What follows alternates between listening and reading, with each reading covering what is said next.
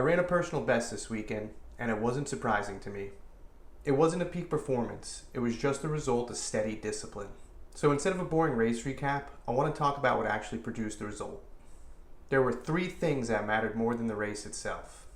Number 1 is raising your baseline. To me, this is all about that boring, consistent discipline. I talk about this a lot on my channel. I think this is one of the number 1 things that creates results. I keep coming back to it. I think it's really important, and I think it's the main thing to focus on if you want to create serious change. For me, it looks like hitting my daily base targets. My daily floor is what I like to call it. What I utilize, through ChatGPT and Claude, or just checking coaching tools for ensuring that I'm hitting these things and staying consistent across the floor.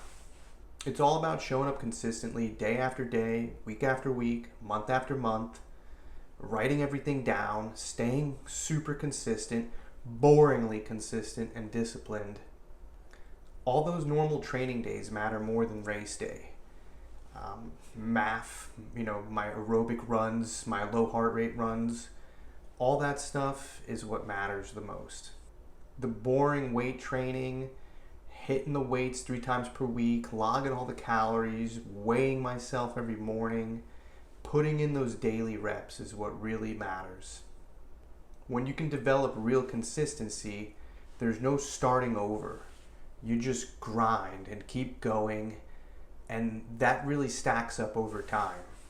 It's all about building a lifestyle where discipline is normal. The second core concept of this video is that restraint is a performance skill.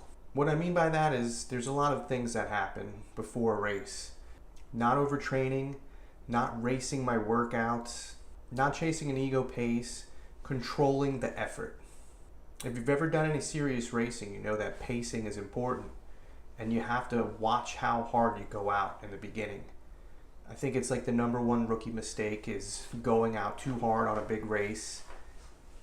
Like when I look back to my first marathon, we went out way harder than we were supposed to, me and my good friend, and we totally blew up by the half marathon point, and my race was cooked. I walking a big chunk of the end of the marathon. I think my first marathon was like almost 5.5 hours of running and walking. So there's restraint involved when pacing yourself. And I think this carries over into just about anything else you do in life, whether it be studying, spending, training, dieting. Not racing your workouts is a big one too. This one takes some serious discipline when you first get into low heart rate training, especially if you're in a hot climate like here in Florida. I didn't even think it was possible at first. I remember reading a book, The Primal Something by Mark. I can't recall the book honestly, but it was the first time I'd ever heard of low heart rate training. And I even went out, I bought a heart rate monitor, and I tried it in like the dead of summer one time. There was no way I was going to run at that pace. It felt like a crawl, and I just couldn't do it. I tried it one time, I think, with some custom software on an Android phone hooked up to a Polar heart rate strap, and that was it. I was done. I was not doing that. And I don't think I came back to low heart rate training for another couple of years, honestly. And there's a lot of discipline involved, When you first start heart rate training, it's really challenging, especially if you're used to going all out and running really fast. So learning some restraint, some discipline in running is huge, and it carries over to everything else. Number 3 is identity drives results. In my mind, I'm a Boston qualifying athlete, so I train like it. I live like it. I study the sport. I'm constantly looking for ways to improve, to maximize my sleep, my performance, my training, everything. You have to have the mindset shift and really believe that you are the thing you want to become. The daily habits will build the identity. Fake it until you make it, I guess, but over time, you will start to feel like the identity you envision in your mind. I feel like an athlete.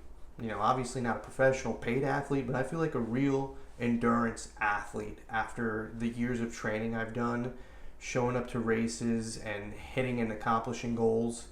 I think I'm an athlete, and I think I'm going to Boston qualify because it's part of my identity. And I'm going to work my ass off and try for it no matter what at this point. So race day just reveals what you've been practicing, really. Next for me is a transition. You can't do everything at once, and part of my big Boston journey is I need to get a little bit thinner, a little lighter, so I can just run faster. So I'm starting another mini cut phase, and everything I did leading up to the race carries right over into this too. Cutting weight is just another daily floor with boring, consistent behaviors. Eating the same foods, tracking the calories, getting the workouts in, doing the runs, doing the lifting, doing the mobility work, getting the sleep on time. It's all the same stuff I did previously, just with a different focus. It's the same disciplined baseline, just with a different outcome. You can't chase everything at once.